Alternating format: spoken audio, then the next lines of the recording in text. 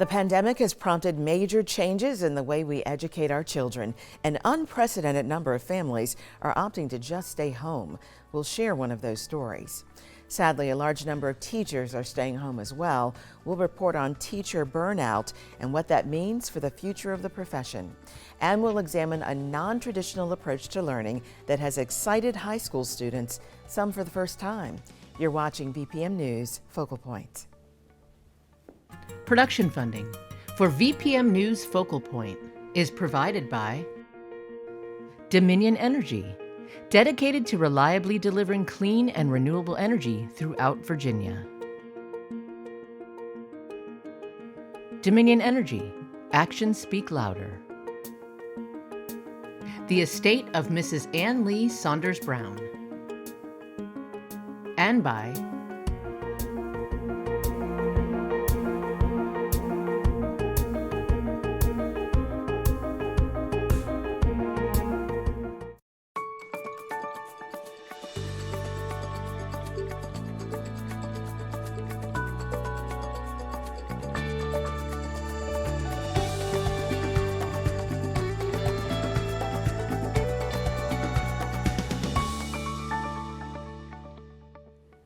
Thank you for joining us for VPM News Focal Point. I'm Angie Miles. Today we're examining the state of education in Virginia.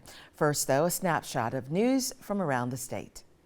Virginians are feeling the pain at the pumps. Gas prices now surge over $4 a gallon as Russia continues its violent invasion of Ukraine. Lawmakers are urging Governor Glenn Youngkin to activate the Commonwealth's anti-price gouging law to help. From Chesterfield to Chesapeake, more than 6 police officers have been decertified statewide. Most were penalized for lying, which bars them from any law enforcement job. Before reforms were enacted last year, only 83 officers had been decertified in the past 20 years. In Newport News, 10,000 shipyard workers sailed to a victory, winning increased pay, better benefits, and more time off in a union-backed contract with the parent company. The workers build the nation's nuclear-powered aircraft carriers and submarines and service U.S. Navy vessels. In Loudoun County, the United States Tennis Association plans to build a $42 million facility to serve the region's tennis enthusiasts and pro players. The sprawling 36-court campus will host daily tennis programs when it opens in 2025, making the sport more accessible to the public. In Richmond, nearly 70 youth entrepreneurs flexed their budding business skills at the 5th Annual Children's Business Fair. 10-year-old Sterling Brayboy, founder of fruit juicery Stir Breezies, was among those selling their wares and networking at the event, which bolsters the next generation of business leaders.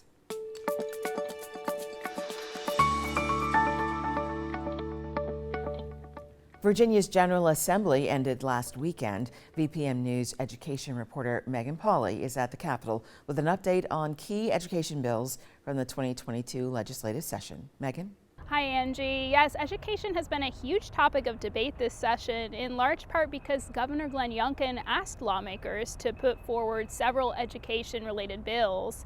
But with such a politically divided legislature, the success of those proposals has been mixed. Bills that sought to ban the teaching of, quote, inherently divisive concepts failed, but legislation was approved that will allow parents to opt their kids out of sexually explicit content in schools, and all schools will be required to have those policies approved and in place by January of next year. Also, a law did not pass that sought to require police presence on every public school campus in Virginia. However, school principals will be required to report all low-level offenses, school fights, and marijuana possession to law enforcement. This reverses a bill that was passed in 2020 that gave principals discretion in reporting these offenses to law enforcement. Angie? I understand bills aimed at loosening guidelines for charter schools did not pass. Have lawmakers approved funding for university-run lab schools? Not yet, Angie. Budget talks are still going on, and some lawmakers are hesitant to sink $150 million into startup costs for these new schools when the long-term financial sustainability of them is uncertain and when lawmakers haven't had a chance yet to gauge interest from universities and look at their proposals. It's estimated that to replace all Virginia public schools that are over 50 years old, it would cost about $25 billion. Megan, what about changes being made to the current lab schools law? Currently, Virginia universities are allowed to run public schools as long as they're operated in conjunction with a teacher education program. But there aren't any of these schools in Virginia right now. So lawmakers are changing the law to remove the requirement of the teacher education program to allow universities to focus on other specialized content areas like STEM, for example. Thank you, Megan. Megan Pauley reporting. While lawmakers have adjourned for the time being, it's expected they will convene a special session to work on the state budget.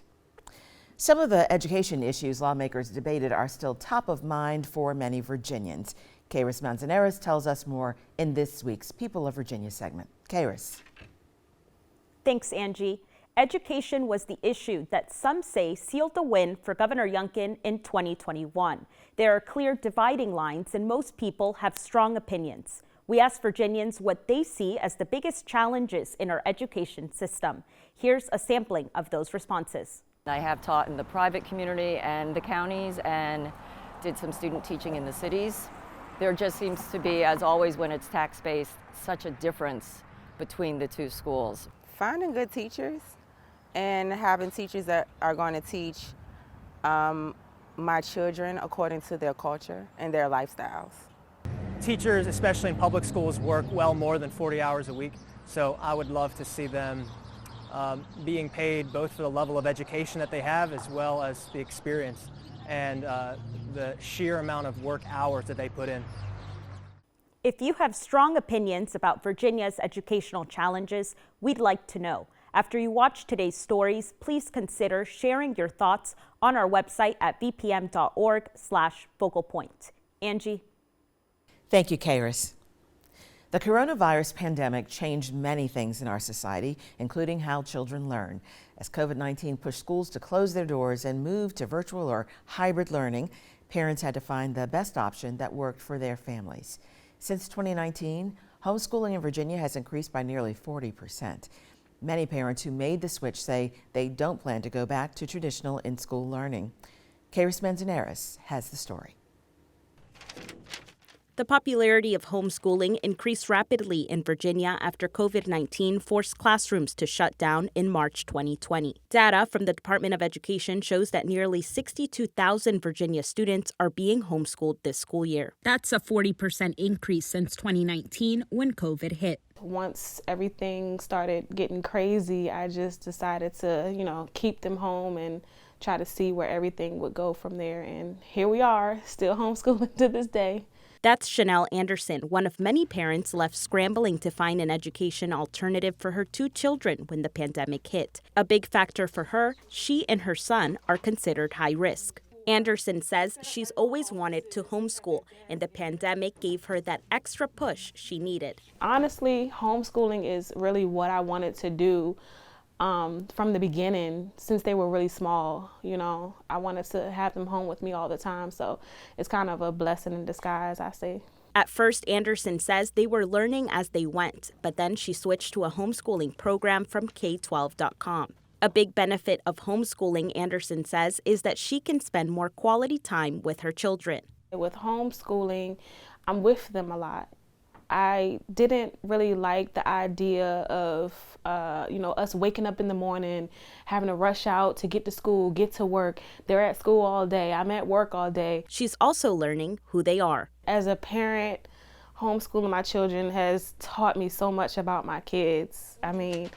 Taught me how different they are, how different they learn, how different they perceive everything. On top of being ahead of their schoolwork, Anderson's children are also very active. But I keep them in activities, a lot of after-school activities to try to keep them social. They're in the YMCA, boxing, gymnastics. Anderson isn't alone in her homeschooling journey. Yvonne Bunn, Director of Government Affairs for the Home Educators Association of Virginia, says they've had to hire more staff to support more homeschooling families. As soon as the pandemic began to affect school children, we began seeing parents who were not being successful with what was being offered with online education or their children sitting in front of a computer. Bunn says homeschooling is booming across the state. Our largest homeschool population is in Northern Virginia, and then the Tidewater area, and then Richmond. But we are definitely seeing a lot of growth in the more rural areas also. Bunn says the homeschool population is very connected to support groups like co-ops that have been around for decades. The idea that homeschool families are home all alone by themselves, that is not the way it is. Cultural Roots Co-op is one of over 100 homeschooling co-ops in the state. Alicia Wright, director of Cultural Roots, is a former public school teacher. This co-op is really special to me because I built it originally as I homeschooled my oldest daughter. Here in the co-op, we offer all sorts of activities, not just academics, but also cultural arts. Cultural Roots mom, Nakaya Alice, says her son is thriving. There are so many different opportunities for him to learn in different ways. So he's dancing with his friends, they're doing capoeira, they're doing yoga. He's playing chess. As Virginia's education landscape evolves, homeschooling is the right fit for some families. The biggest impact I think COVID has had was helping parents realize that this is a possible pathway, that this is a possible lifestyle. Reporting for VPM News Focal Point, Kairos Manzanares. In September 2021, former Governor Ralph Northam reopened Virginia's 132 school divisions for full-time in-person learning. Some homeschool students return to the classroom, but thousands of others continue learning at home.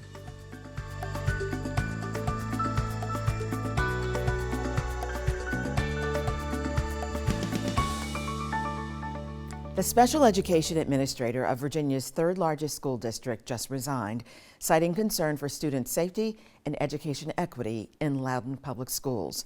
Recently, a group representing Virginia's school superintendents condemned Governor Glenn Youngkin for reversing school equity initiatives.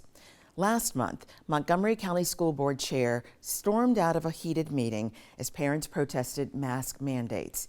Meanwhile, evidence of significant student learning loss nationwide due to the pandemic is still emerging. As we listen to these loud debates, where are the voices of our teachers? Some of those closest to our students are shutting down and dropping out.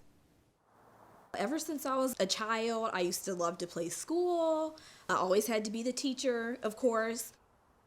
So I'm from Dinwiddie County. It's a really small town in Southern Virginia. There were not a lot of black teachers, but one that stands out to me is Ms. Barksdale. She was my first grade teacher, and I was just so thrilled to have someone that looked like me to teach me. It made me feel like, hey, like this is something that you can do, you know, when you grow up. I just truly wanted to make a difference, and I just love school. Like, I've always loved school. I'm a kindergarten teacher, so my students are very little. They can't do a lot of things independently. We have a lot of multi-generational households where grandma or grandpas are raising the kids, and they're not very tech savvy. So it was very difficult.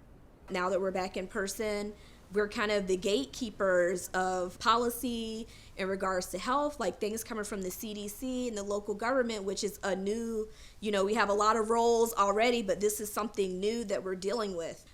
A lot of the times when people get upset about these policies, we're the forefront, we're the face of, you know, what they are upset about. So that's been a very difficult position to be in. Dealing with the students, that's the easiest part of teaching right now. All of the hard things are all of the initiatives coming down, and then also just how everything is so politicized now. At the beginning of the pandemic, we were heroes, you know, people appreciate, like, how do y'all do this? But as time has gone on, it kind of feels like we're the enemy. And that's just it's just very disheartening to hear or see comments about people complain about teachers. Oh, well, if y'all don't want to work, find another job. Like, it's very disheartening to us. We're telling the powers that be, like, this is unrealistic, like, we can't do this. And just not being listened to is a big factor contributing to burnout. And then the pay does not help. We're just not being compensated for the work that we're doing. Burnout is basically chronic unmitigated stress in the workplace. Stress is normal. We all experience stress. The issue with burnout is that it's stress that has been going on for some time and hasn't been checked. I know a lot of teachers before the pandemic that have transitioned out, have gone to other careers. And this was burnout before the pandemic, and now we've added in all of these other things. And then just going through a traumatic event, it's really sent a lot of people over the tipping point. When I see veteran educators leaving, it's scary. I get worried about the state of education. I'm seeing a lot of people my age, saying, this is not worth it. I can go find something else to do. We don't even have the teachers to replace the ones that are leaving. It's just not enough people that are interested in doing the job. There are more than 105,000 educators currently teaching in Virginia, but there are also thousands of educator vacancies. For the 2021-2022 school year, across 132 divisions, the Virginia Department of Education reports that the highest teacher shortages are in special education, elementary, and middle school education. I think most educators would say that they entered education to change the world, and that is certainly the spirit that I brought to my job when I first began teaching. My mom was a teacher, my grandmother was a teacher, my brother's a teacher, my cousin, from college down to elementary school. We have all taught on a variety of different levels. I was passionate about history. And when I was able to get students to look into the past of their families and find family stories that they could connect to, that was always a really special moment for both me and for the student. A teacher in a room with students, and what happens there is magic, is absolute magic when it works well. Education is in a crisis across the Commonwealth and across the United States. A lot of people don't understand that teachers spend umpteen hours outside of their contractual obligations to grade papers, to plan lessons, to pull together resources, to talk with students, to talk to parents. All of that is unpaid labor at this point in time. Teachers are paying out of pocket for hundreds of dollars a school year just to provide students with basic things like scissors. I was doing okay, rolling kind of with the pandemic. It was difficult for sure, but when we came back from the pandemic to full-time teaching, our administrators were contact tracing, and so they weren't there to support teachers in the classroom. Teachers are covering a lot of classes for other teachers who aren't able to be in the building.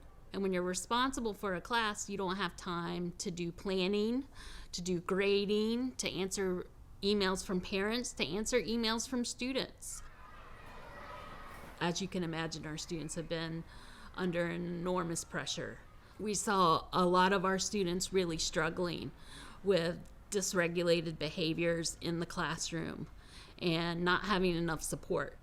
There are two areas of symptoms. There's the physiological and then the psychological. So physiologically, you could have things like insomnia, change of appetite, headaches, really stomach aches, more head colds you're noticing, exhaustion. For the psychological symptoms, you could have things like lack of productivity, disinterest, cynicism, quick to anger. We're asked to be parents, to be nurses, to be social workers, to be teachers, education professionals. And over time, it becomes too much. And so all of that just made it increasingly difficult to go into the classroom every day. I would drive to work and sit in my car and not want to go in. And then just feeling like I wasn't making a difference anymore.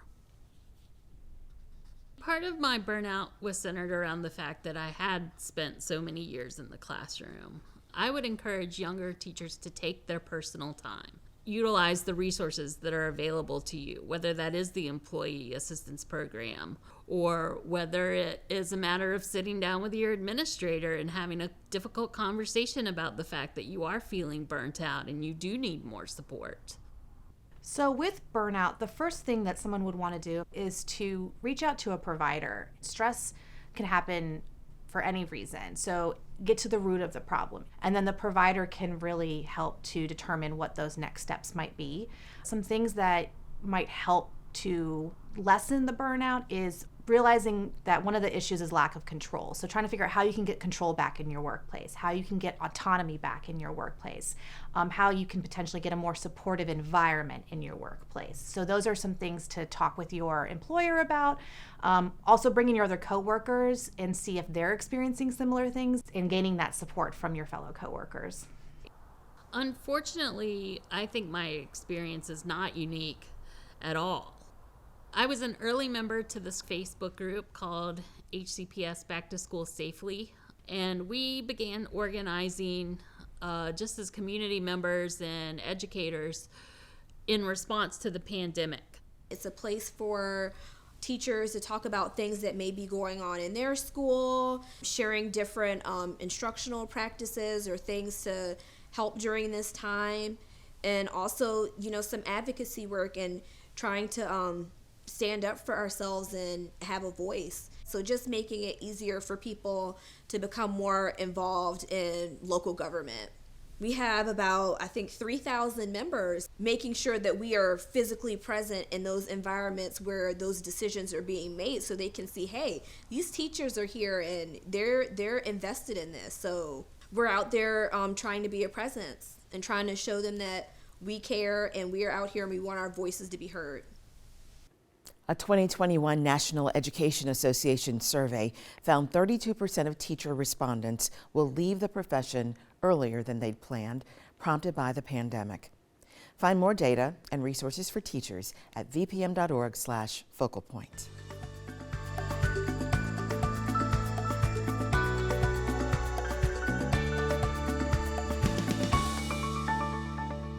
The more we learn about how we learn, the more personalized or differentiated instruction can be, and the more successful students can be. Most schooling is dependent on strong verbal and written skills, but what if we can leverage being smart about nature, music, movement, or relationships into academic success? Welcome to the Howard Gardner School. So is this perpetual? Is it the marble's supposed to get reloaded automatically? Yeah, you guys can see from both here. It's not that something is wrong with me, it's that I have different ways of learning that aren't suitable for certain schools. But here they taught me that everyone is different, everyone learns in different ways, and that can be accommodated for. So now you're working on verisimilitude, right? Why would this potentially possibly work? I have to be able to explain this. The Howard Gardner School was founded by Catherine Keith and Emily Pavot and Addison Helmke. The school was not named the Howard Gardner School in the first year. So it was named the Transitional School, kind of a terrible name, and the students realized that very, very quickly. And they said, well, this place is about different kinds of brains coming together and being more than the sum of their parts. And there's a psychologist that they had been learning about in their psychology class, and that's Dr. Gardner, Dr. Howard Gardner. The theory of multiple intelligence is best defined by Dr. Gardner's quote, which says, it's not how smart are you, but how are you smart. The classrooms are smaller, so you don't have to compete to say things in class. And they still teach they teach things hands-on, but it's kind of laid back, so you have more comfortability in the classroom. My freshman year, I was in public school, and then I felt like I didn't get what I needed because I wasn't really doing what I needed to do. And then when I came here, it was like, oh wow, it's different. The structure's different, the learning's different, the teaching's different. You more have a bond, and then it's like they're hands-on with you, and you're like, you got it. And I believed in myself that I could really do it. And now I think that I can do it. There are no simple problems left in the 21st century. There are only complex problems. And so a team, in order to be as effective as possible, needs to be intentionally diverse, not out of some sense of because that's good or ethical, but because it's powerful. Diversity in and of itself is a force multiplier. So I ended up coming back here because sometime in college I saw a need for not only Black educators, but also I'm passionate because I love to teach people the things that I was not taught, right? I'm passionate because I love to see students come up with that, like, oh, I never even thought of that before, right? It's like, oh, that's incredible. I never saw myself in this light. I never saw my friends like this. I remember after being here for the first 2 weeks with all the interactive activities that we get to do and how engaging the teachers are, you wake up every morning and you're like, sweet, I get to go to this school, which makes it so much better than anything you could possibly think of. The Howard Gardner School is intentional about keeping its student body small, but they are in the process of opening a second campus. We always welcome your feedback on our program. Just go to vpm.org/focalpoint. Thank you for watching. We'll see you next time. Production funding for VPM News Focal Point is provided by Dominion Energy, dedicated to reliably delivering clean and renewable energy throughout Virginia. Dominion Energy, actions speak louder. The estate of Mrs. Ann Lee Saunders Brown. And by